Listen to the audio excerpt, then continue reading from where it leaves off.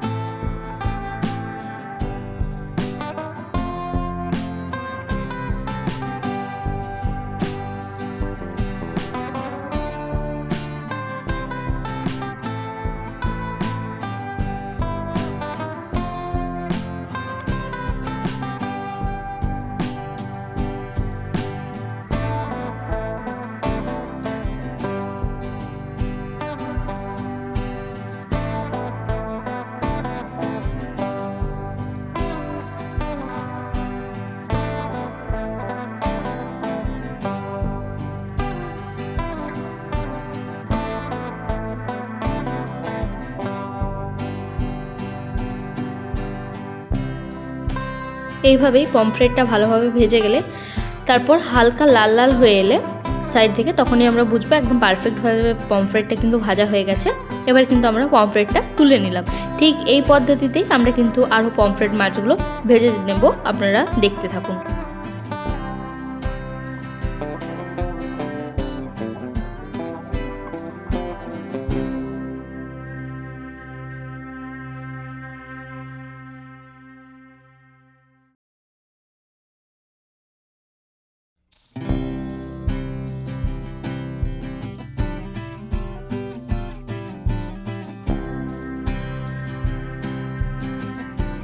Pomfret মাছ ভাজা কিন্তু আমাদের একদম কমপ্লিট হয়ে গেছে।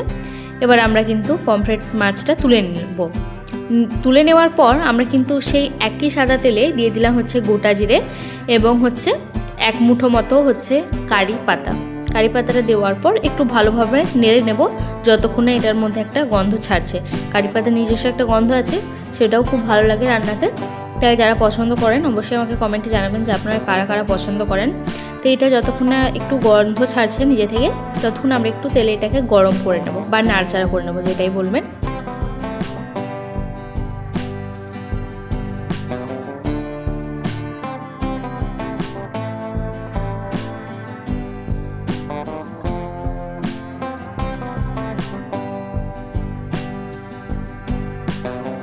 একটু ভালো করে নাড়াচাড়া করে নেওয়ার পর যখন এটা থেকে একটু গন্ধ ছেড়ে আসবে, তখন কিন্তু আমরা দিয়ে দেবো হচ্ছে 2 থেকে 3 চামচ মতো হচ্ছে আদার পেস্ট। এখানে কিন্তু আমরা বেশি ইউজ করিনি, 2 থেকে 3 চামচ মতো আদার পেস্ট দেওয়ার পর আমরা কিন্তু দেখুন খুব ভালোভাবে নাড়াচাড়া করে নিচ্ছি। আর এখানে কিন্তু কোনো রকম হলুদের ব্যবহার নেই, তা আপনারা কোনো রকম হলুদ দেবেন না, যেমনটা আমি দেখাচ্ছি ঠিক সেইভাবেই করবেন। আদার একটু নাড়াচাড়া করে নেওয়ার পর আমরা এখানে অ্যাড করে দিলাম হচ্ছে লাল কাশ্মীরি লঙ্কার গুঁড়ো। দেওয়ার পর দেখুন আমরা কিন্তু খুব সুন্দরভাবে খুব ভালোভাবে এটা নাড়াচাড়া করে নিচ্ছি। যত ভালোভাবে এই মশলাটা কষানো হবে তত কিন্তু রান্নার একটা আলাদাই স্বাদ আনবে। আপনাদেরকে আমি প্রত্যেকটা রান্নায় বলে থাকি যে যত ভালোভাবে আপনি কষাবেন তত ভালো কিন্তু এখানে স্বাদটা আসবে। দেখুন একটু ভালোভাবে ফুটে যাচ্ছে, খুব সুন্দরভাবে ফুটে যাওয়ার পর একদম হাফ মানে ছোটো বাটিরও হাফ, মানে একদম ছোটো বাটিরও হাফ বাটি এখানে কিন্তু জল অ্যাড করবেন, খুব একটা জল অ্যাড করবেন না এক্ষুনি। তাই দেখুন জল দেওয়ার পর ভালোভাবে আমরা কিন্তু আবারও ভালোভাবে নাড়াচাড়া করে নিচ্ছি এবং জিনিসটা কিন্তু খুব সুন্দরভাবে ফুটে যাচ্ছে। যত ফুটছে জিনিসটা তত কিন্তু কালারটা আরও সুন্দর লাগছে। জানি না ফোনে আপনারা ঠিকমতো বুঝতে পারছেন কি না, কিন্তু সত্যি মানে আপনারা যখন বানাবেন তখন বুঝতে পারবেন যে কালারটা সত্যি রান্না সুন্দর এসছে। দেখুন খুব সুন্দরভাবে কিন্তু এটা ফুটে যাচ্ছে। এরপর আমরা কিন্তু অ্যাড করে দেবো হচ্ছে টমেটো কোচানো। একটা টমেটো কোচানো দেবেন তাহলেই বেশি ভালো হবে রান্নাটা। তাই আমরা কিন্তু একদম একটা টমেটো কোচানো অ্যাড করে দিয়েছি। দেওয়ার পর দেখুন খুব সুন্দরভাবে ভালোভাবে এটাকে কিন্তু নাড়াচাড়া করে নিচ্ছি। টমেটোটা একটু নরম হওয়ার জন্য আমরা এটাকে 2 থেকে 5 মিনিট মতো এটাকে ঢাকা দিয়ে রেখে দেবো।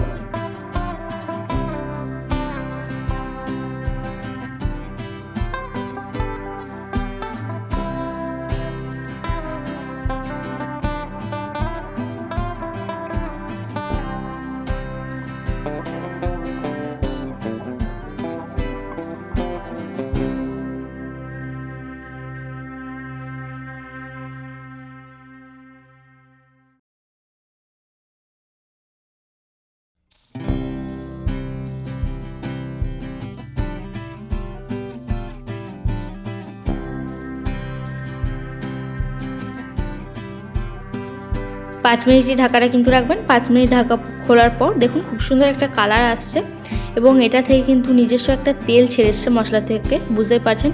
আর যে টমেটোগুলো আমরা এখানে অ্যাড করেছিলাম সেটা কিন্তু একদম খুব সুন্দরভাবে নরম হয়ে গেছে গ্রেভির জন্য।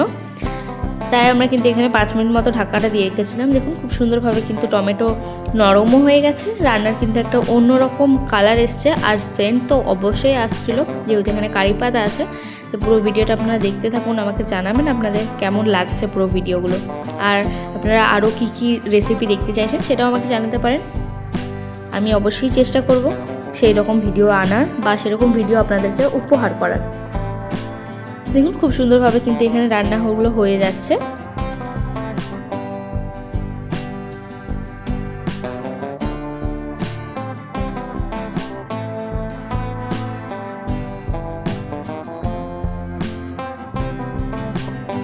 এই মশলাটাকে কিন্তু আপনাদেরকে বারবার খুব সুন্দরভাবে নাড়াচাড়া করে নিতে হবে। যত ভালোভাবে এটাকে নাড়াচাড়া করবেন তত কিন্তু এটা থেকে তেল ছেড়ে আসবে। দেখুন আমরা যতবার নাড়াচাড়া করছি তারপর যখন আবার বন্ধ রাখছি নাড়াচাড়া করা, তখন কিন্তু একটা খুব সুন্দর তেল উপরে ভেসে আসছে বা ফুটছে, আপনারা বুঝতে পারছেন ভিডিওতে। তো দেখুন এইভাবে কিন্তু আপনাদেরকে ভালোভাবে এটাকে খুব সুন্দরভাবে নাড়াচাড়া করে নিতে হবে যাতে মশলা থেকে খুব সুন্দর একটা তেল ছেড়ে আসে। যত ভালো তেল ছাড়বে রান্নাটা খেতে তত সুন্দর হবে এবং মশলাটাও কষানো অবশ্যই খুবই ভালো হবে। যেরকমটা আমি আপনাদের বলে থাকি যে মশলার থেকে যখন তেল ছেড়ে আসবে তখন আমরা বুঝবো যে হ্যাঁ মশলাটা কিন্তু মোটামুটি কষানো হয়ে গেছে। তাই দেখুন খুব সুন্দরভাবে একটু কষিয়ে নেওয়ার পর 5 মিনিট মতো কষিয়ে নেওয়ার পর আর একটু ভালো করে তেল ছেড়ে এলে আমরা কিন্তু এখানে অ্যাড করে দেবো হচ্ছে মটরশুঁটি। এখন শীতের মরশুম, তাই মটরশুঁটিটা আপনারা অবশ্যই বাজারে অ্যাভেলেবেল পেয়ে যাবেন। আর শীতের সন্ধ্যায় বা শীতের দুপুরে মটরশুঁটি খাওয়া মানে তো একটা অভিনব ব্যাপার, তার সাথে পমফ্রেটের সাথে একটা আলাদাই যুগলবন্দি হতে চলেছে রান্নাটা। আপনারা অবশ্যই এটা দেখুন। মটরশুঁটিটা দেওয়ার পর আমরা কিন্তু এখানে দিয়ে দিলাম হচ্ছে পরিমাণ মতো লবণ। দেওয়ার পর দেখুন আমি কিন্তু খুব ভালোভাবে নাড়াচাড়া করে নিচ্ছি। নাড়াচাড়া একটু করে নেওয়ার পর আমরা এখানে অ্যাড করে দেবো হচ্ছে ভাপানো ফুলকপিগুলো। ফুলকপিগুলো দেওয়ার পর আবারও কিন্তু আমরা এখানে খুব সুন্দরভাবে এটাকে ফুলকপিটাকে ভালোভাবে নাড়াচাড়া করে মশলার সাথে মিশিয়ে দেব যাতে কোনো রকম অসুবিধা না হয়। দেখুন তাই আমরা কিন্তু খুব সুন্দরভাবে মশলার সাথে কিন্তু ফুলকপিটাকে ভালোভাবে নাড়াচাড়া করে মিশিয়ে নিচ্ছি।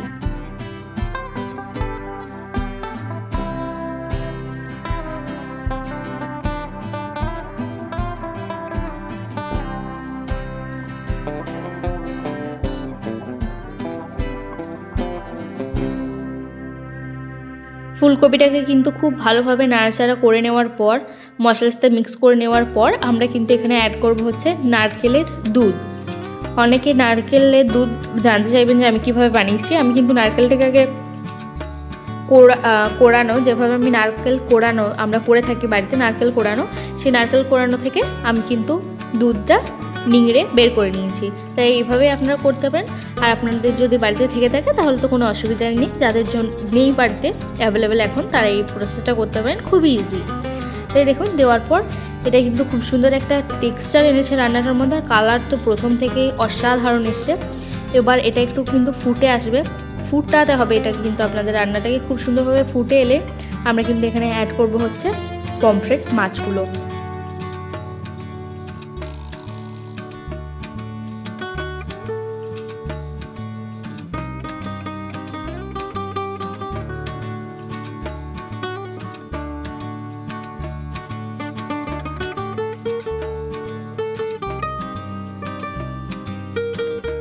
যেমনটা আপনাদের বললাম যে এই রান্নাটা কিন্তু খুব সুন্দরভাবে ফুটে আসবে।